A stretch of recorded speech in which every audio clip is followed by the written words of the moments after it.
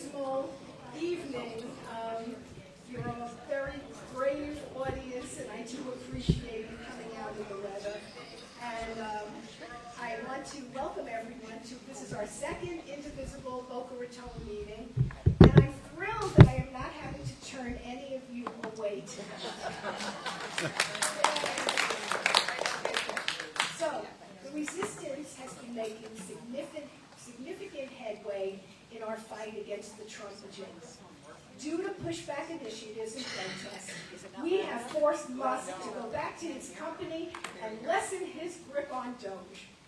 Democrat Angel Ramirez won in the Iowa House District 78 special election, making history as Iowa's first Latina legislator. Myra, can you talk louder? Louder? Okay, can't hear me? Okay, sorry. We have seen Trump's poll numbers continue to plunge to their lowest numbers yet. Great news. Now, this is a good one. Center-left governments that trailed in Australia and Canada had remarkable comeback wins against Trump's right-wingers. Walz has been moved out. Putin and Xi continue to mock him. 500 universities have band together to fight against Trump. Some law firms have stood firm against Trump. Some law students have signed pledges not to work with firms that have capitulated to Trump. The courts have shown tremendous pushback against Trump and his agenda. Judges are becoming more aggressive in challenging Trump's ridiculous abandonment of the constitutional order and un-American contempt for the rule of law. This one you're going to love. Trump's economics plan's new slogan is now, pay more, get less. He is weakening day by day. Illinois Governor J.B. Pritzker hit the nail on the head when he scorched Trump's administration, declaring that Republicans cannot know a moment of peace. It's time to fight everywhere and all at once. Never before in my life have I called for mass protests, for mobilization, for disruption, but I am now. Indivisible National is agreeing with Pritzker's assessment. We need to be out there, everywhere, and all at once. And the only way to do this is by civil disobedience and nonviolent protest. Did you know that nonviolent protests are twice as likely to succeed as armed conflicts? In 1986, millions of Filipinos took to the streets of Manila in peaceful protest and prayer in the People Power movement. The Marcos regime folded on the fourth day, while in 2019, the presidents of Sudan and Algeria both announced they would step aside after decades in office thanks to peaceful campaigns of resistance. In each case, civil resistance by ordinary members of the public is what instigated change. Compelling research by Erica Chenoweth, a political scientist at Harvard University, confirms that civil disobedience is the most powerful way of shaping world politics. She has shown it takes around 3.5% of the population actively participating in the protests to ensure serious political change. Chenoweth's research builds on the philosophies of many influential figures throughout history. The African-American abolitionist Sojourner Truth, the suffrage campaigner Susan B. Anthony, the Indian independence activist Mahatma Gandhi, and the U.S. civil rights campaigner Martin Luther King have all convincingly argued for the power of peaceful protest. Chenoweth collected data from 323 violent and nonviolent campaigns, and the results were published in her book, Why Civil Disobedience Works. She argues that nonviolent campaigns are more likely to succeed because they can recruit many more participants from a much broader demographic, which can cause severe disruption. To me, that is a key factor. We can attract a broad demographic in our fight against the Trump agenda. Look at our rallies. Everyone's signs are different. Everyone has a particular issue that particularly resonates with them. A 3.5% in the U.S. would involve 11 million citizens. The task appears daunting, but look what has already been accomplished. The weekly protest at Tesla, boycotting certain stores such as Target, has had measurable impact, leading to a noticeable decrease in foot traffic and sales. Boycotts can stall the economy. Protests and rallies all across the United States are finally getting media coverage. The rallies are getting larger, more numerous, and people are reacting quickly and spontaneously to thwart a Trump directive. Republican congressmen and senators are noticing. Their jobs are on the line, and things are getting worse and worse for them. There will come a time when they will not be able to justify their loyalty to Trump. Indivisible National thinks that the most important things we can do right now is to continue stepping up the protests and rallies. Visibility is the key. Getting more and more people on board with the movement is critical to our success. Unfortunately, we have gotten used to not talking politics to anyone who is not like-minded in many years now. Many of us have totally removed all Trump supporters from our lives, while some of us have compromised by just not talking about politics while we are playing mahjong or going out socially. We need to change that approach. Indivisible National has introduced what they are calling the Empower Project. Fight back with friends, or relational organizing. This is how it works. When I was at the dentist a few weeks ago, I said to the hygienist, "What do you think what's going on about Social Security these days?" When she replied, "Huh? What's going on with Social Security?" I knew she was obviously a Trumper. There was no sense engaging. I garbled back a response, which was easy since she had both hands in my mouth at the time. But a few weeks later, a lovely woman named Andrea was driving me to the airport, and I asked her the same question. Her reply was, "Oh, it's horrible what's going on, just terrible." Of course, then the conversation went on to, what was she doing about it, which segued into signing up for Indivisible Boca Raton, and then that segued into her emailing and telling her friends all about us. In the space of one conversation, I brought into the fold a few more people who turned around and brought in a few more. This is how we build resistance, one person at a time. So, this is my action for you to do this month. I would like everyone to broach a person in your life with an issue that you believe would most resonate with that person. Social Security for retirees, the Education Department for young parents, cutbacks on cancer and Alzheimer's. You know the issues, you know your people. See what their reaction to the issue is. You will know very quickly if that person is receptive. If each of us here can get just one person to join in, that's, I don't know how many we have, around 100 tonight, that's about 100 new people who will become part of the resistance. Then we will continue to rally and protest. Visibility is crucial. The more people we can get out there on the streets, the more people will start to join us. I will be setting up a calendar of protests for the month of May. We had about 1,000 people show up at the Boca Raton one this past Saturday, which, considering so many snowbirds have gone back and the weather was hot and there was a threat of rain, I thought that was fantastic.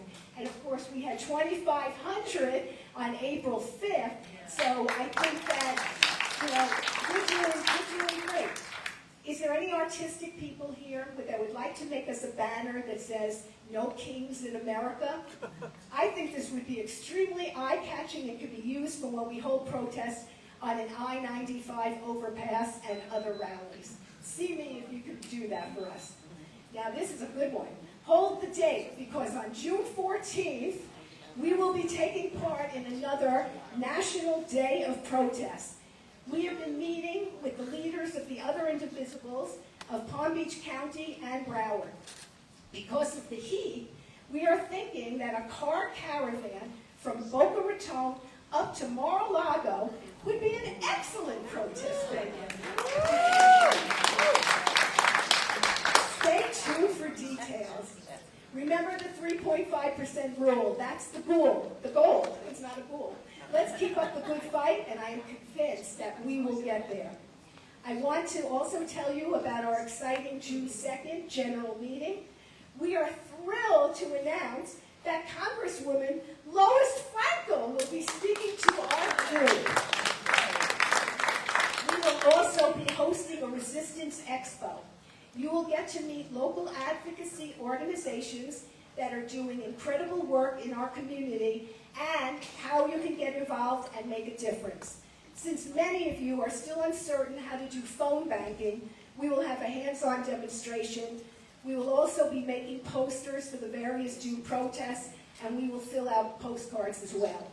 And I want to also ask if any of you have grandchildren that are, young, or nieces, nephews, anyone in the 20s to 30s, or even, the high school age, if you can get them on board with this, because if you look around, we're all like-minded here, but we need those young people to come out and, do your best to recruit them, and that would be a fabulous thing. That's what we are also thrilled to announce. This is really good. David Jolly has agreed to be a speaker for us. We will let you know as soon as a date is set. For those of you who do not know who David Jolly is, he was a Republican congressman in Florida, and he has since changed his designation to Democrat, and he is very much considering running for governor. So we will let you know as soon as that date is set. So we have a ton of actions that you can do immediately. Please look at our PowerPoint to see what actions you can take now. The 5 Calls app is fantastic. It is up to date on all the issues, provides a thorough script, and the phone numbers that you need. Building an organization such as ours takes a lot of time and effort from all of us. We are focusing right now on 4 different committees that we need in order for this organization to function. We need people to help with the hospitality committee, fundraising. Fundraising is really important. Indivisible National, they have grant money, and we need to be able to access it. So does anyone here know how to write a grant? Because we don't know. So if you have any indication of knowing anything about this, that would be great. We need event planning. We need press releases and media. And at the conclusion of this meeting, please consider joining one of these committees. You will see the different committees on that side of the room.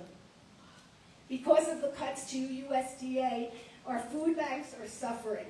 You can help by dropping off food directly to Eat Better, Live Better, Food Bank Distribution Center in Delray Beach. Our PowerPoint has the information you need, and as does our recent newsletter that can be found on Substack. Also, you can bring your food donations to our next meeting on June 2nd.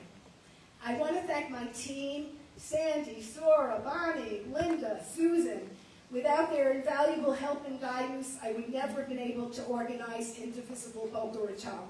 I also want to thank James and Georgette and their hospitality committee, who have graciously supplied us with refreshments this evening. Thank you to Susan. Thank you, Bachi of South Palm Beach County Indivisible, who helped with the rally on Saturday. Thank you to Fred Hadley, who is streaming this for us.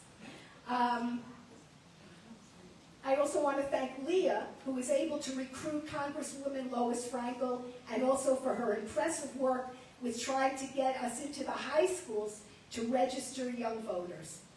So, without further ado, we need to learn a bit about media, because we don't have a clue how media can help us in our fight against the Trump agenda. So our guest speaker tonight is Steve Bousquet. He is an opinion editor and a weekly columnist for the South Florida SunSentinel.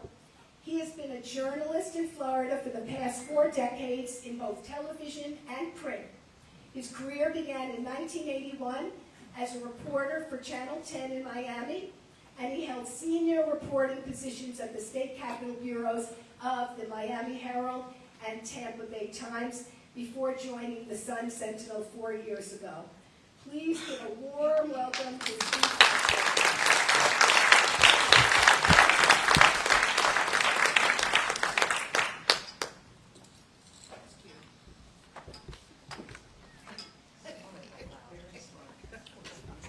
Hi, everybody. Thank you so much for coming out on this rainy night. Very impressive crowd. And boy, I'm really impressed with your level of organization and your level of enthusiasm and so forth. It's a great thing to see.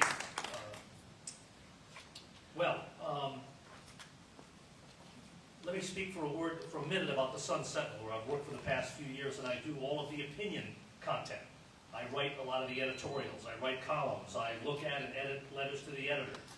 I suggest stories for reporters to cover. It's a very, very challenging environment for daily newspapers this day and age. We're fortunate to still have readers like yourselves. If you read the SunSentinel, great, I appreciate it. If you don't, my feeling is, well, there's hope. It's important to know who your audience is. I'll get in a minute or so. I'll get into the idea of how to communicate something and how to get a message out to the news media, not just the SunSentinel, but to everybody. Anybody in the audience, you only have you're allowed to say only one word. One word. Describe who reads the SunSentinel. Who are they? Liberals. Liberals. Yeah. Who else? Me. You, okay. Our audience in Palm Beach and Broward County is, from what I see, I don't have access to scientific readership information. They don't even share that with people like me. That's a closely guarded secret. Our readership is well-educated, older, liberal, and I would say leans more female than male, more women than men. I say that judging by letters to the editor, and it's a great thing. And it's a great thing that we're in Palm Beach County tonight, because I'll get the bad news out of the way real quick, because it's not all good news.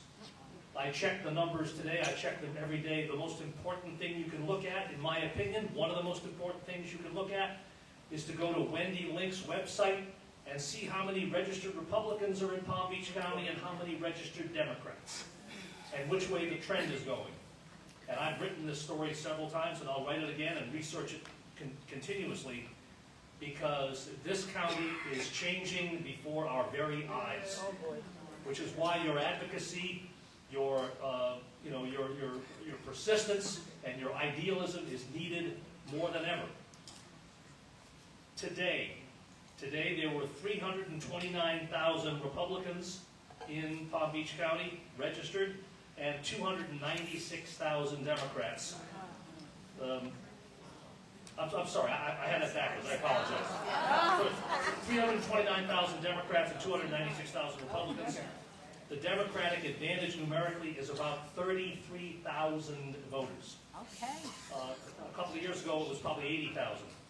It's changing, and what's happened is, for a long time in this county, like in a lot of your big counties in Florida, there were more people registered no party affiliation than the weaker of the two parties.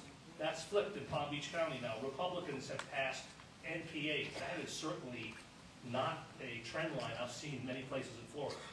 So, you have a lot of work cut out for you. There's a lot of reasons why this is happening. I don't think we know all the answers.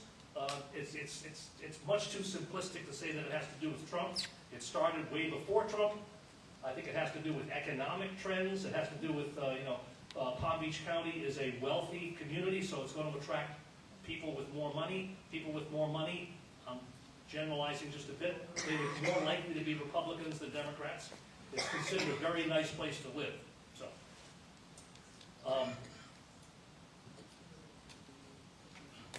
doing a press release, contacting the media, it's not that complicated. First thing to do is, Myra and my other friends here, designate someone who's willing to do it. Designate sort of a media outreach person.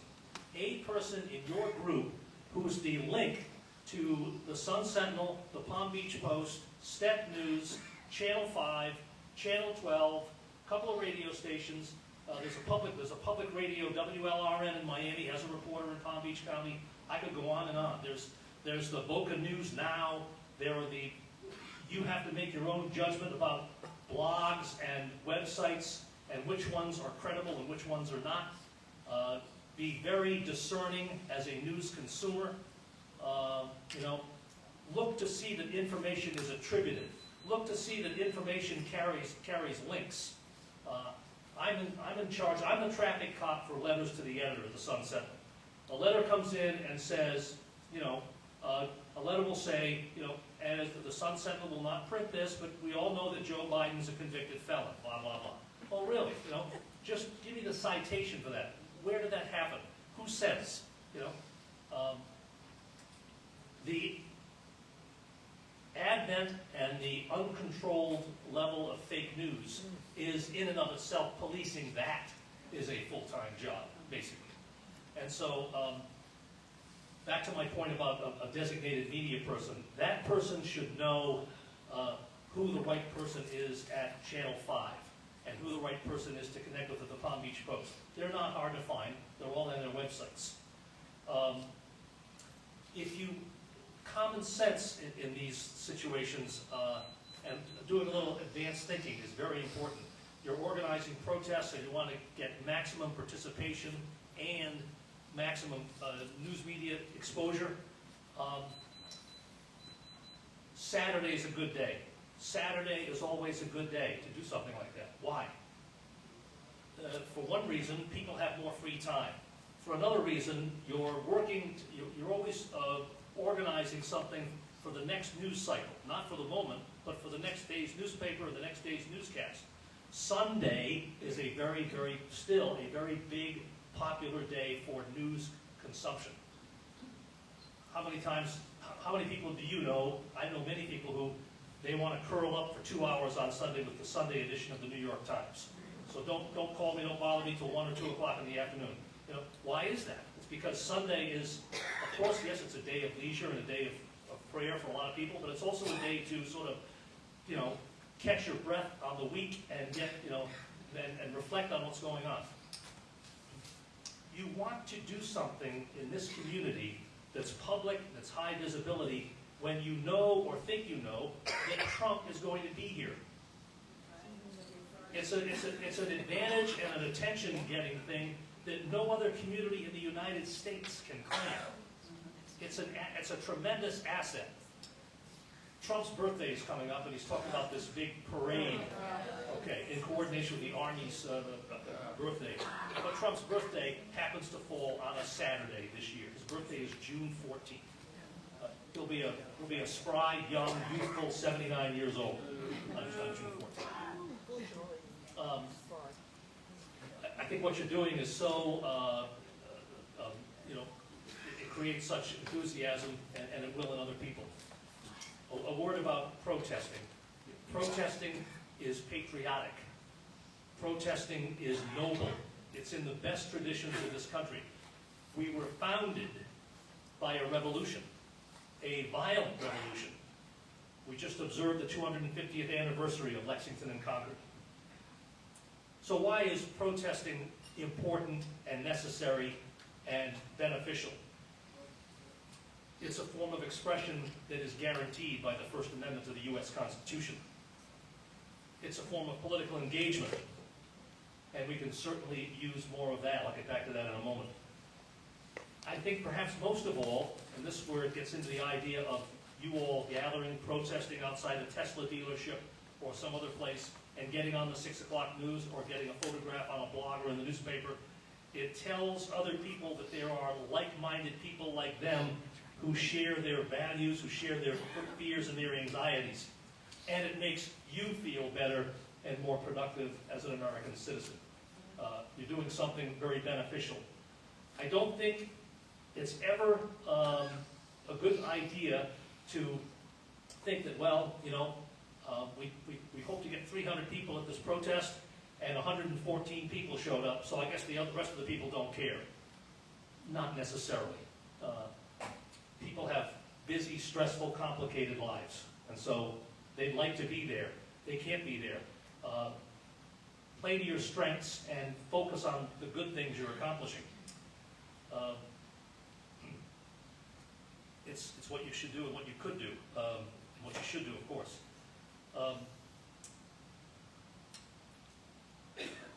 It's important that you don't bite on the distractions and little brush fires that Trump supporters and Republicans will try to start, because they know, first of all, I spend a lot of time in Tallahassee, so I watch the interaction between Republicans and Democrats in the legislature with the governor and other people at the state level. And so the Republicans are extremely adept at pushing the right buttons to set Democrats off on something. Don't lose sight of the larger goal that you have to hold this president accountable, hold Congress accountable for not standing up to him, to be strongly in support of and in defense of the three branches of government, the separation of powers, the separation of church and state, the values that are inherent in our U.S. Constitution. I'd like to speak for a moment about letters to the editor and op-eds. You can reach a lot of people in a hurry by sending me a letter to the editor. Okay, it's not everybody, but it's a lot more people that you can reach than standing at the corner of Jog Road and Clintmore Road and waving a sign, though that's a good idea too. There's a reason it's called the mass media. We can reach masses of people. I can't make people read your letter to the editor. All I can do is get it in front of them on their kitchen table. That I can do. And so, a good letter to the editor, 200 words or less. How long is that? That's about 4 or 5 really good sentences. That's it. Get right to the point, make your point, and conclude it in some sort of an uplifting way. I love the letters we get from readers in this community. People are paying attention. They're upset. They're angry. They're afraid, as they should be. We all should be. And so it's a way to reach a wider audience, and people see the letters to the editor in the morning paper, and they will respond, and they'll react and say, boy, I'm sure glad you wrote that letter, because I feel the same way, or why did you publish that letter? That person's out of their mind, kind of thing. So it runs the gamut.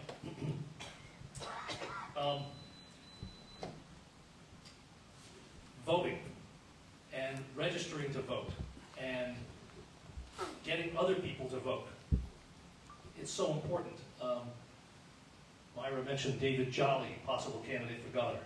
We're coming into a period of time in Florida where we're going to have an open governor's race for the first time in 8 years. Ron DeSantis can't run again.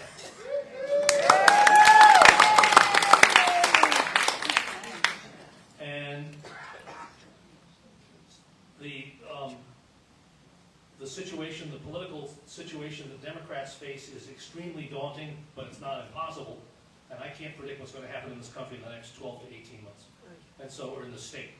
And so, but I will stand behind, as I said a few minutes ago, I can't get over the importance of Palm Beach County as a place politically, and the winds that are buffeting this county in a partisan way makes it all the more incumbent that each of you get out and do what you believe is important and necessary for this country to move forward.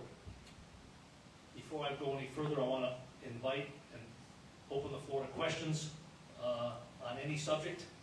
So if all you have to do is stand, there's a microphone here somewhere. So there's a microphone here. If you'd like to stand up and ask a question, come just get in a line behind the microphone, and you can ask your question of him. If anybody has, come right over. Don't turn it on. Don't be shy. Okay. Great. What would you propose?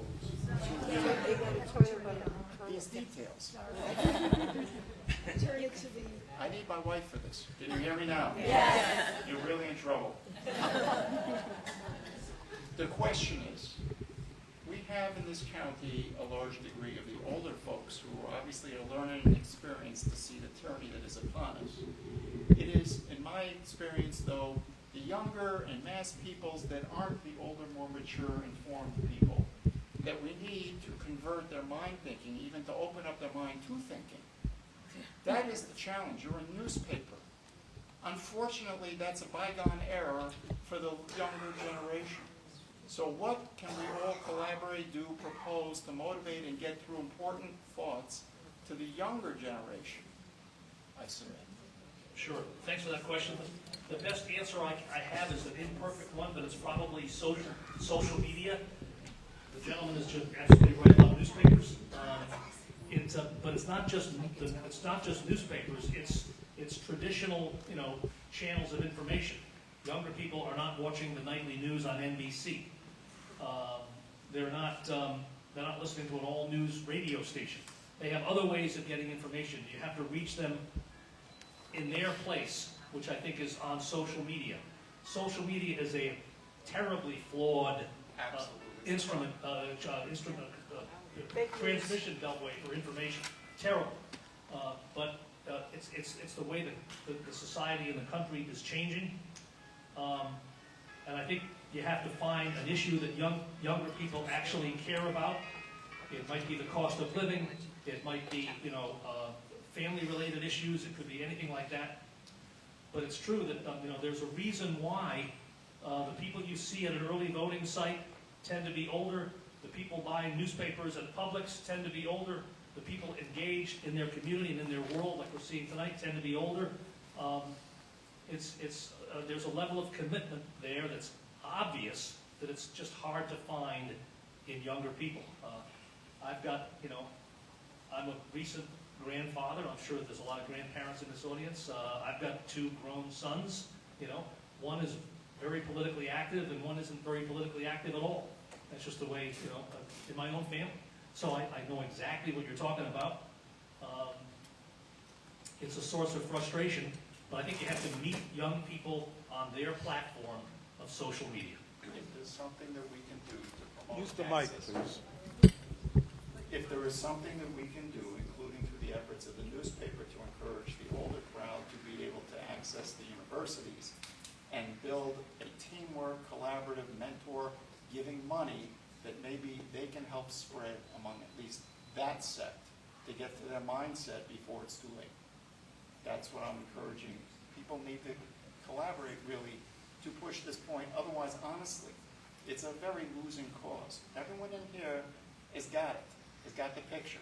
The problem is it's the average person out there that honestly doesn't read well, would not do exceedingly well on an IQ test, doesn't know civic rights, doesn't know history, and hasn't lived through enough or financial responsibility to really get all these complex issues to see the bullocks that's being passed at them from the Republican side. So that's why I'm trying to encourage.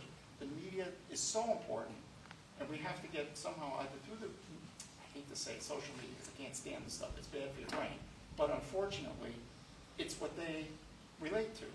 So I'm also just saying through the newspaper and other people here to reach out to sources where younger people get information to make the point. And in the way they can handle, I might add. They go by slogans and phrases. Yep. I wanted to I'll share the wealth. I just want to say something very quickly before the gentleman asks this question, and that is that I'm preaching to the choir here. I know you mentioned it a little bit, Myra, yourself, which is that the incredible critical role that civil disobedience in this country played in the civil rights movement the Vietnam War, women's liberation, the movement toward environmental protection and safeguarding our air and water, which has not nearly gone far enough, but it would have been worse without the engagement of so many people. I was in Tallahassee in the days after the terrible shooting at Marjorie Stoneman Douglas High School. And there were, the best estimates were there were between 10 and 12,000 people there. I've covered the Capitol for a long time. I've never seen a crowd that big, that committed, that fiercely determined to get something. And of course, if you remember, that was 7 years ago. The changes they made to the gun laws were too mild and too baby steps, but it might not have happened. It probably wouldn't have happened without that level of engagement. And that's just a local example following a terrible tragedy that was just really inspiring to see, because that was, to the gentleman's last question, those were almost all high school and college kids in Tallahassee to say that you've got to get these guns out of people's hands. Go ahead, sir. Excuse me, Steve. Please, if you don't hold the mic at the bottom, it will work better. Hold it at the top. Okay. Oh, how, can everybody hear me? Holding it at the top. Thanks. Thanks. Okay. Sorry. Yeah. I'm going to bring up a subject that just it's been on my mind for a long, long time. All of our politicians seem to get, well, all the Republican politicians are on every news channel that there is. Our Democratic ones are not. We need to get every Democratic politician on Fox News every chance that they can get. Because they get it every day. Trump is on TV every single day. And not just TV, but every sort of medium needs to have. This is a way maybe we can get our message out to some Republicans. We're never going to break the Trump cult. That's not going to happen. But it seems to me that if we can get all of our politicians to get on there, and it's pointed out to me, well, you have to be invited. Well, I'm sure as a politician you can call the person that does the inviting and say, hey, I want to be on your show. And if they turn you down, then it's also a good political move for you. Because you can say, hey, I wanted to get on there. They won't let me even talk. This is crazy. So when you do get on there, like Pete Buttigieg is about the only Democrat that's ever been on Fox News. And then when they start asking you the questions that they want to ask, but you do the same thing that all the Republicans do, change the subject to what you want to talk about. Like the fact that of all the immigrants that are in here, they're not all rapists, they're not all murderers, they're not all pedophiles. There's maybe 1 or 2% that are. Get the truth out in there. And I don't understand why some of how do we get to do that? That's my real question. Do you know any politicians personally? I know a lot of politicians personally. Well, see if you can get that message, in my opinion, get that message out to every single one of them. Okay, I've got a brief answer, and I want to get to the next questions. I've got an answer for you. It's not going to be probably entirely to your liking. I think ideally, you make a lot of sense. As a practical matter, it's not likely to happen. A lot of Democratic politicians steadfastly refuse to go on Fox News because it is seen as a propaganda transmission belt for Trump and the MAGA cult. It's not a real news outlet. It's not a serious. They think that? I think they do, yes. Now, they've got a big audience. If I was a politician, I would want to be on there every day. They've got a big audience, but I don't think it's viewed as a reliable source of information by most Democrats.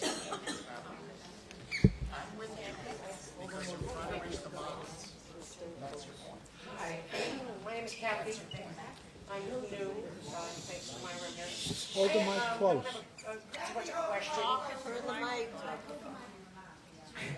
I have something, not quite a question, but a statement. Maybe someone here knows the answer.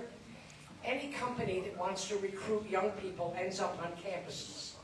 There are plenty of concerts and things that young people attend, and you see at the outside the venue, you see a table with a big sign and it tells whatever. Some of the kids walk up and they're curious. Is there any way that Indivisible can do that on concert events, on campuses? Do we know how to do that? Does Indivisible do that? We'll find out. Well, that's my question. I think you want to change young people's opinions. Oh, I went to the Indivisible meeting at Canyon Lakes. I'm very loud. I don't know why you can't hear me. I went to the Indivisible meeting at Canyon Lakes, and Nikki Fried was there. And there was a young man, and I don't know his name. I've got it written down somewhere. He's from FAU, and he was very well spoken. He was wearing a suit and tie. I was very impressed with him. He's only 18 years old. He's a freshman. And he talked about the fact that he needs us to go to FAU and to be on campus and to try to set up what this lady is talking about, setting up a table when they're having a football game or whatever, a concert, and try to engage some of these young people into the things that we know and we are understanding of the history that they might not be aware of. So there is a way to do it, and we should do it.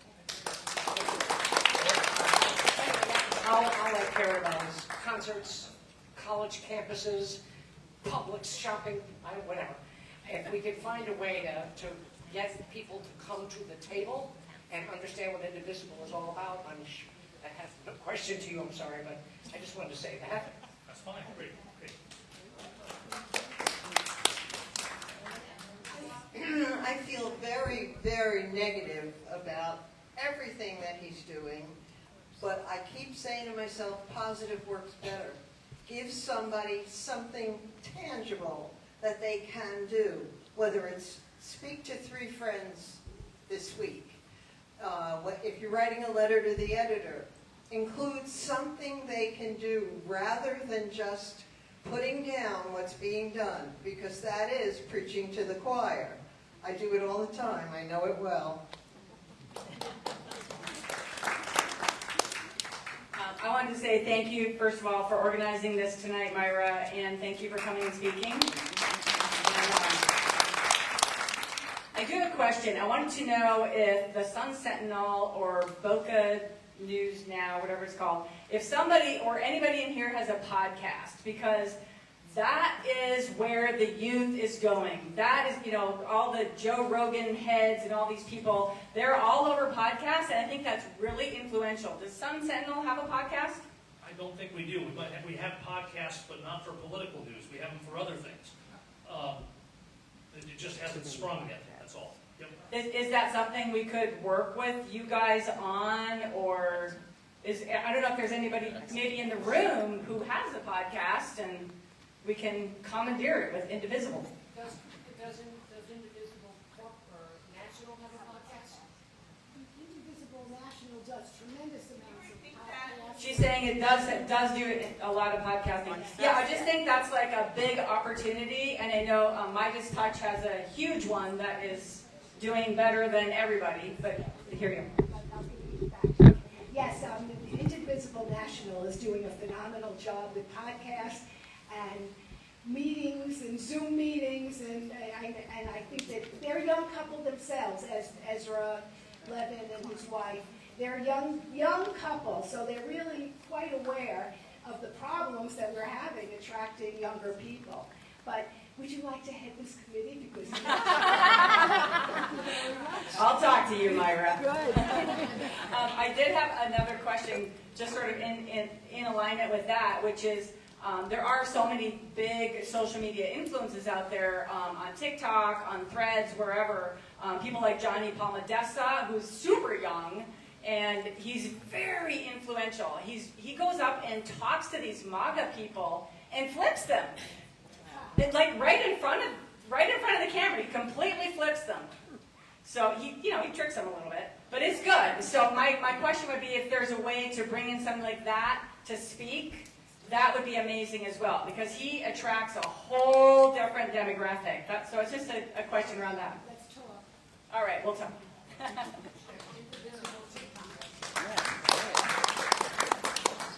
This is something I've been curious about for a long time, and you're the person to answer it. Especially in the volatile time that we live, if somebody writes a letter to the editor and it gets published, have you found that anybody has had a repercussion of that in terms of the crazy public that's out there? The answer to that question is no. It's a fair question, and it's a good question, and it's sad that you've got to be on people's minds, but that's the day and age we live in. But no, there's no doubt in my mind that it's had a chilling effect on people writing letters. But, you know, the same concern you're describing might theoretically extend to somebody who's got a Kamala Harris sign in their front yard in a condominium development, and the person who lives 2 houses away is a big Trumper. Is that person also worried about repercussions? Where does this end? This is still a free country.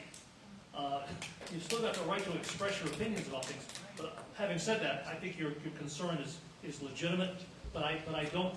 It hasn't happened to me. Now I've gotten some horribly ugly letters. There's among the many myths, misconceptions is the following: is that there's just as many people in Palm Beach or Broward County who love Trump as who love the Democrats, and they're writing letters to the editor, but the Sun-Sentinel willfully refuses to print them because the Sun-Sentinel knows it's got a liberal readership, and we don't want to offend our liberal readers by letting them know that there's people out there who support Donald Trump. Nothing could be further from the truth. Here's the truth. As the guy who looks at letters to the editor morning, noon, and night, yes, there are a lot of people out there in this county who thought that Donald Trump was the better candidate for president, and the election results speak for themselves. Those people are either A, not reading my newspaper, or B, they don't see any value to writing a letter to the editor.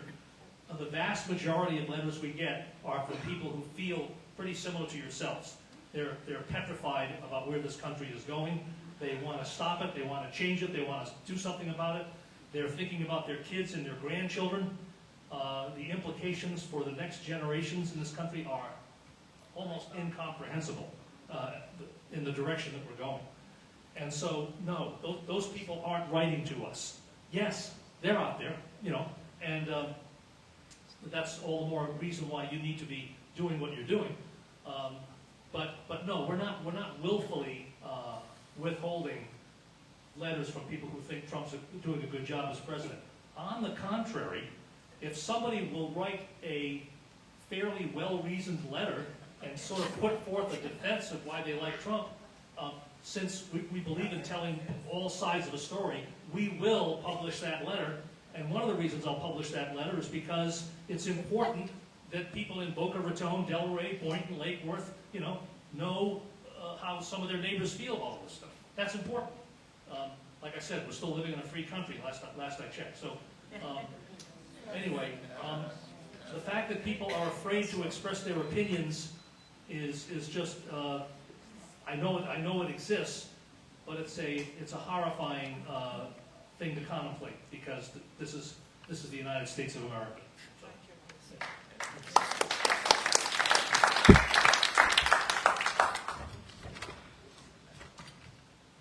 Hello. I want to thank Myra. I'm Leah. She mentioned me before. We met over Zoom last time, so we didn't meet in person. But I had this idea to send to the 4 Boca Raton high schools, to the principals. I first sent a letter in the mail, and then I emailed them to say, we would love to come to your school and, for like an hour and talk to your students, and hopefully, they want to get involved, especially for the summer, because there's nothing to do, or if they need volunteer hours. I got one response from one principal after I emailed, so that was the second attempt of talking with them. And basically she said they're not doing any more presentations for the year because it's the end of the year. But as we're sitting here and people are talking about social media, popped in my mind, there's probably all those 4 high schools that have a Facebook page for their high school, and I could put some information about Indivisible, and why don't they come join us? So that is what I'm going to do, either today or tomorrow. And the other thing that I thought of, because sometimes these things just come to me, I don't work very far from the, I don't know what it's called, where the election board is, where you go to get forms to vote. And I went over there after work one day, and I was like, can I get, a pack of voter registration forms? Because I thought if we're going to the high schools, people that are 16 and up can pre-register to vote. So I thought not only the people who are like 18, but the younger people would hopefully just sign up to vote. They would have to take that information that we gave them the paper and go to voter registration and turn it in. They couldn't give it back to me. They were very concerned if I collected them. I didn't want to collect them, and so that was perfect. But so far, I have 250 voter registrations in English and 250 in Spanish. So hopefully, we will get to use them sooner than later. Thank you.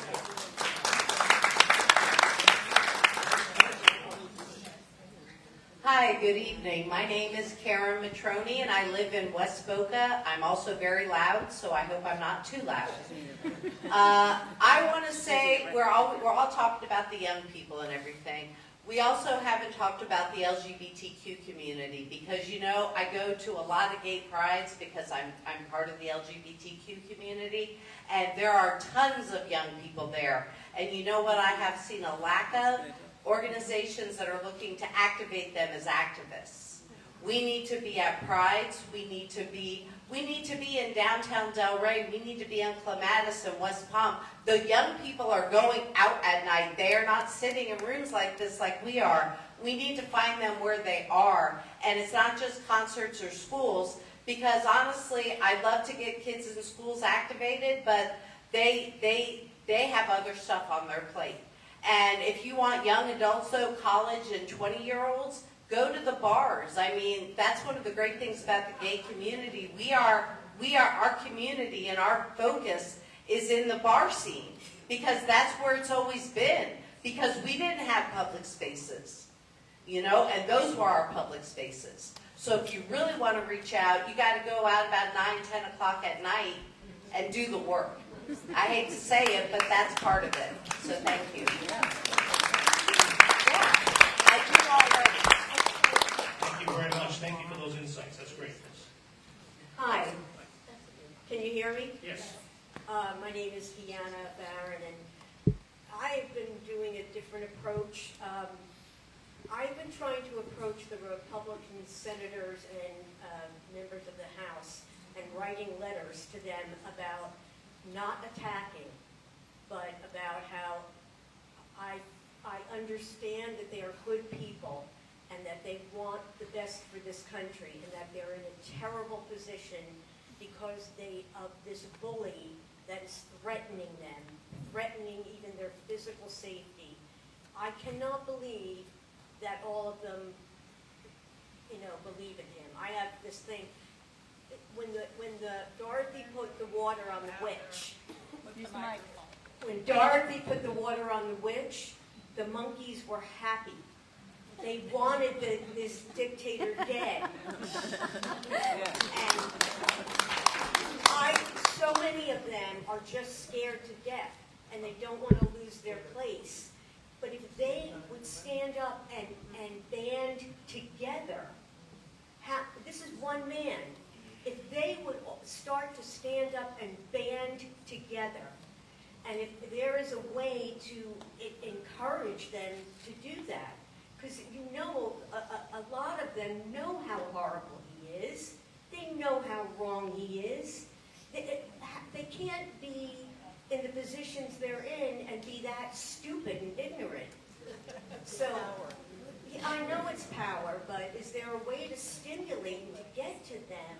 I mean, if they banded together, maybe they wouldn't be afraid to stand up. So, I'll respond very briefly. I mean, again, what you say has a lot of merit, but people in Congress and in Washington watched what happened to Liz Cheney. They watched that, and they saw that, he's capable, and his followers are capable of destroying someone's political career with incredible, brutal efficiency. And they did it in other cases as well. And so, a lot of people are bailing out of Congress and not running for Congress again in both parties. Congress has become kind of a toxic place. I don't think it's very enjoyable for most people. I think you're right that there are people who know that they know what's right and what's wrong. I mean, can people still discern between right and wrong in this country? I think they can. Most people can. That's a simple test of sanity, of course. And so, do you know the difference between right and wrong? You know? And so, but they're not acting. They're not acting in the country's best interests. And I don't know where this ends, because they're all petrified of being, quote, primaried by Trump. And so you're going to be challenged from the right, you know. This thing we're seeing, if I can digress for just 30 seconds, what we're seeing right now at the state level, Trump has endorsed a congressman from Naples named Byron Donalds for governor next time. And so maybe Ron DeSantis' wife will run for governor. I'm kind of skeptical, but she's the alternative to Trump, the wife of the sitting governor, who's got a extremely flawed record as governor of the state. So that's kind of what you're facing. And David Jolly, though he'd be a good candidate, faces extremely long odds as a Democratic candidate in the state. Nothing is impossible, but extremely daunting. So thank you for the question. But I was thinking of like 30 of them, 40 of them, not just a couple. I was thinking that if, 30 of them, 40 of them, not just 2 or 3, if there was any way to motivate, Yeah, but well, I guess there isn't. no, here's the question to these people in Congress or in the state legislature. What do you care about more, getting reelected or the future of this country? Which is more important? They want to get reelected. Hi, thanks for being here tonight. And I've got a couple comments. One is to you. Thank you for your courage and for the SunSentinel. You give us all courage. So please keep doing it. And everyone here, think about the vicious emails he's getting. Take his email address down and send him an attaboy. But secondly, I've spent a lot of time in politics, 40 years in Washington, doing PR on legislative regulatory issues, communications director here in Florida. I do the same thing that we all do. I yell at the TV. I curse Rachel Maddow for leaving us when we need her the most. But I think one of our mistakes is our message is still so fractured.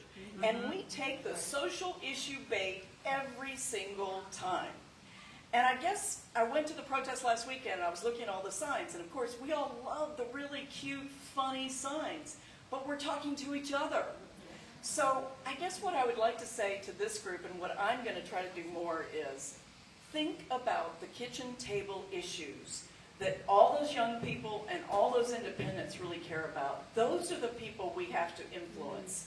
We're going to turn out anyway, but we've got to reach them. So when you do your signs for your protests, when you're talking to your friends and neighbors, ask them what Trump's agenda is doing for them economically. Is it, are eggs going down, or is our gas going down? Can the kids get jobs? That's my comment.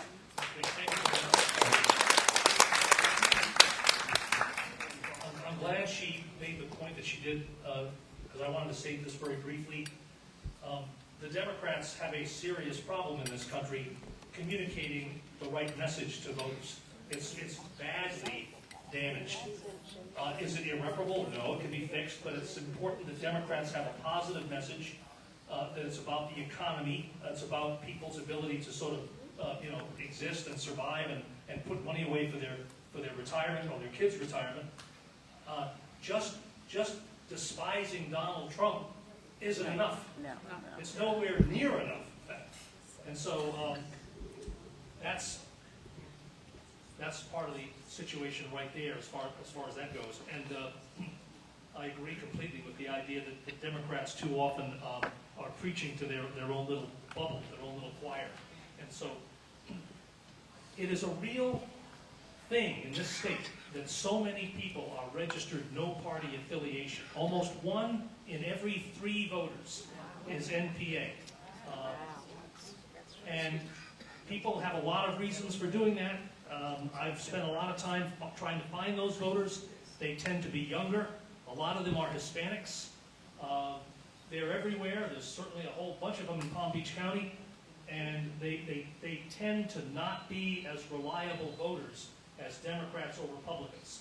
If you sit an NPA voter down and ask him or her enough questions, sooner or later, this is my opinion from years of doing it, I'm sure others may disagree, sooner or later, it's like rubbing, like when you were kids, you rub this sort of stuff and like a picture would emerge, sort of. Sooner or later, a Democrat or a Republican will start to emerge. How do you feel about legalization of marijuana? How do you feel about a 6-week abortion ban? How do you feel about the death penalty? How do you feel about mandatory seatbelt laws? How do you feel about should Medicaid be expanded? Are taxes too high, too low, or just about right? Somebody who has answers to those questions has a political philosophy. They register to vote at a driver license office when they're getting their Florida driver's license. The person behind the counter is legally obligated to say, Mr. Jones, are you registered to vote? No. I was registered to vote in New Jersey. Do you want to register to vote? Yeah, okay. And if you don't pick a party, or don't care enough to declare a party, the system defaults to no party affiliation. Believe it or not, the system used to designate a party for you, whether you wanted to be in a party or not. That's wrong. Anyway, it designates you as no party affiliation. So these people they care just enough about the world around them to register to vote. But it's not even important to belong to a political party. So you've got a lot of work with that voter. But a lot of those people do vote, and so they're capturable, they're winnable voters. Democrats haven't begun to develop the right strategy to appeal to those voters, in my opinion. So, yes, go ahead. I came up to say something different, but Okay, sure. I'm one of those people who is almost ready to change party affiliations because I used to volunteer for the Democratic clubs in Boynton Beach, and they would never allow us to call the independents. They wanted us to call what they called the warm Democrats. And my question was, if they're warm, it means they voted Democrat. Why do I need to tell them to vote? Why shouldn't I call the independents? Because in every election that I've been in Florida, it's the vote of the independents made a difference. When the Democrats and the Republicans were about the same numbers, it was the independents who would have decided the election. And when they did the postmortems at the Democratic Party on that stage, they told us that they found that the independents voted the way their neighbors voted. So if they were in a Republican community, they voted Republican. I totally disagree. I thought, from my perspective, that the Democratic Party in Palm Beach County did a very poor job. Very poor. They did not hold on to us. And by the way, do you all know how many senior citizens there are in Palm Beach County? Take a guess. Give me a number. Just tell us. 80%. Any other numbers? It's 23%. The same number as Maine and Vermont and Virginia. We are not the majority in this county. And when in past elections, we would go to the colleges and set up tables, we were told that the kids didn't want to talk to old people. They wanted to talk to the younger people, people just like them. So setting up tables with old people, the 24% of us, may not really be the thing to do, okay? But no. If this state has become red, it's because the Democrats lost it. Sorry about that. Okay, well said, well argued, well said. I can tell you this, it is statistically impossible for Democrats to win a statewide election with the voter registration numbers the way they are. And on top of that, I'm sure some of you already know this, but I'll reinforce it because I've seen it, I've lived it, I've written about it. Republicans are much more reliable and determined voters. When the turnout in a community in Palm Beach County is 64% or 68%, it's 90% up in the villages. In Sumter County, Collier County, Lee County, those are some of the reddest counties in the state, Okaloosa County in the Panhandle, Santa Rosa County, the voter turnout numbers in those communities is off the charts, and you've got to tip your hat to Republican voters who are determined voters. Nothing will stop them from voting. And that's the sort of spirit and level of commitment that Democrats are going to have to find. Go ahead. Hi. I'm very happy that I came to this meeting, and I'm really, really excited about being much more involved in this particular organization. But there is something that's really bothering me. While everything that has been said has been covered, and we all know the pros and the cons on both sides of the coin, why isn't, for me, the biggest problem in our politics today is getting the money out of politics? Why isn't that number one on the agenda? Because when you have elections and you elect somebody that comes in idealistic and wants to do good, and then they become corrupt as part of the system, and we have to really look at that because the system is failing us, because money has corrupted our government. And if you don't get the money out, you're going to have these same issues, the same problems, the same corruption, and it is, look what's happening with NPR. It's everywhere, but it's on every level because it's all about corporate greed and the money in politics. We must have term limits. And if you have people that we have elected into Congress and they stay for 20 years, I assure you, they're coming out with $5 million when they went in with $200,000, and they're all lining their pockets. And by the way, Democrats are as equally guilty.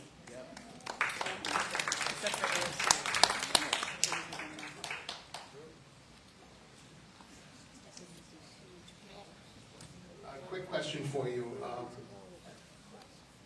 Somebody mentioned earlier that the tendency to make funny signs and be talking to ourselves and whatnot is kind of circular fire squad. We preaching to the choir, right? I kind of feel, or at least I felt, as though ridicule, to some extent, was a healthy thing for us to bring. That the right had begun to do this and create a permission structure for people to be speaking from the hip and laughing and making fun at their targets. I kind of feel it pierces this aura of reasonableness or competence or credibility that they've sacrificed with their policies and their lack of seriousness. So I kind of enjoy the irreverence of these signs. I wanted to hear where you landed on this. I think some level of ridicule is fine, it's clever, it's good. You're really talking in a slightly different context. You're really talking about, that's what an editorial cartoon is, really. And people love those. Is using humor, sarcasm, wit, and some ridicule, as long as it's not done in a, it's kind of it's in the eye of the beholder, you know. I'm in favor of it. I think it's good. I think it's effective. The more ways you can communicate a message with more imagination, the better. This country, gosh, I can pick 1,000 examples, but you, sir, you sprung it into my head when you started speaking. This country crossed a line the night that Trump was speaking somewhere and with hand gestures was making fun of someone with a developmental disability. That moment right there, you know, there's 100, there's 1,000 of them. The person he was supposedly mocking is a Pulitzer Prize-winning journalist named Serge Kovaleski of the New York Times, supposedly. And he was, you know, like a fourth grader would on the schoolyard, making fun of, we're all old enough, I'll just speak for myself, you know, regrettably. We're all old enough and of a generation where when we were little kids, it was considered acceptable to make fun of another kid who had a developmental disability, or didn't speak properly, or stuttered, and so forth. We know that's wrong, you know, and so, again, back to my point about the definition between, or knowing the difference between right and wrong. So, to answer your question, good question, I agree. Thank you. And one other thing I just wanted to pick up on, because you were just talking about the statistical challenge that Democrats have winning a statewide office down here. It goes beyond the state, okay? Because 35% of Americans are going to stay with this guy, apparently no matter what, right? It's 35% on his worst days and with his worst decisions. That means for us to win a national election, we have to win 80% of who's left. Okay, I can't get 80% of people to agree on anything. But if he's going to hold on to 35%, no matter what he does, no matter what he says, we have to be 80% on the rest of the country in order to get a majority. It's damn hard, and we need everybody here to keep working. Here's part of that dilemma. You've got a lot of people on the far left politically and a lot of people on the far right, and not a whole hell of a lot of people in the middle anymore. Florida, for decades, elected moderate Democrats and then moderate Republicans, and then we sort of swung far to the right maybe 10 or 15 years ago and haven't pulled it back. And so that's what's happened. There's no upside in a candidate trying to appeal to what he's describing as that 80%. And so, you know, it's a very, very daunting situation all around. The fact that you're engaged, energetic, is a great thing. Don't ever stop. I want to wrap it up here by just saying thank you very much for the time and the opportunity and for your great questions. Appreciate it very much.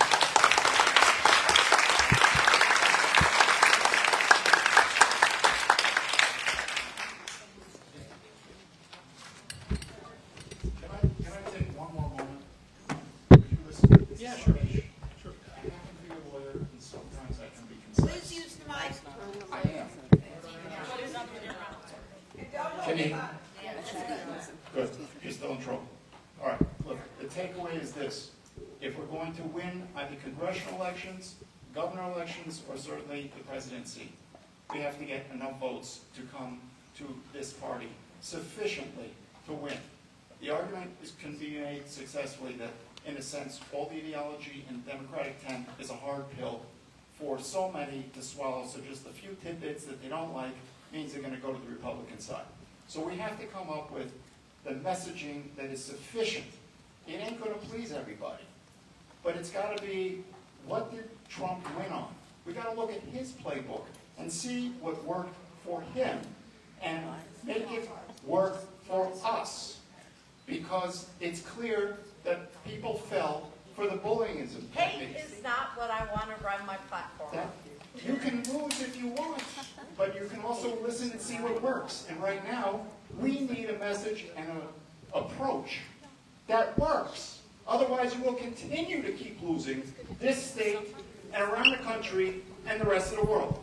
So what I'm trying to say, as he said earlier in the protests, we sometimes have to put down the no more Mr. Nice Guy and show them who really knows a thing or two, and who can lead, and who can fight, and who can show a better way if people are willing to listen. And that means, in my suggestion, you have a card of 5, maybe 10 things that you just get in someone's face about, and you say, these are the facts. Just focus on 5, because people can't absorb too much more. So that most people I've talked to, Republicans, they're so uninformed and ignorant. You just got to get a punch, a blow, something that they're used to relating to. And that would be the answer to success. Some sex appeal, some, in a sense, manliness, some in-your-face approach. You don't have to like it, but it will work. It will work. And I can guarantee you that a lot of people, unfortunately, it, but I know that that is an issue.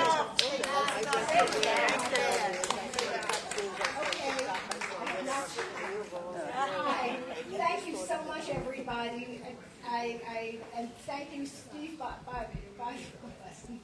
can't even pronounce his name right now, for coming and speaking with us, because he gave us a lot of information that we absolutely needed to know. And if, let's have another round of applause for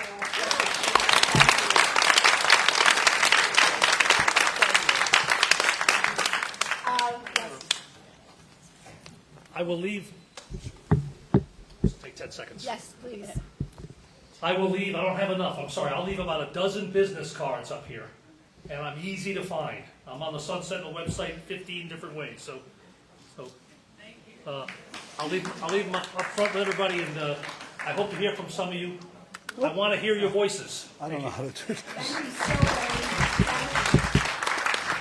So if everybody, is there anybody who's interested in any of those 4 committees I mentioned? But I also want to talk about youth outreach, because youth outreach is really what is so important. Oh, what's going on? Okay. Youth outreach, and that's really has been my prime motivation to try to get. I mean, all of us are, of a certain age, most of us, and we just need to get the young people on board. So please see me about that and the other committees that we were talking about, and please help yourself to a cookie. You deserve it. And thanks for coming. Definitely sign up. Let me turn this off. Please call me. I'm going to call Yes, you. you are. You know what I'm going to do? I'm going to close my phone. Sports is up. Someone called Maxwell first. So I used to see you there. Maxwell first. They're both connected to Parkland and the Atticus. Exactly. I'll call both of those in the morning and see if I get it. Yeah.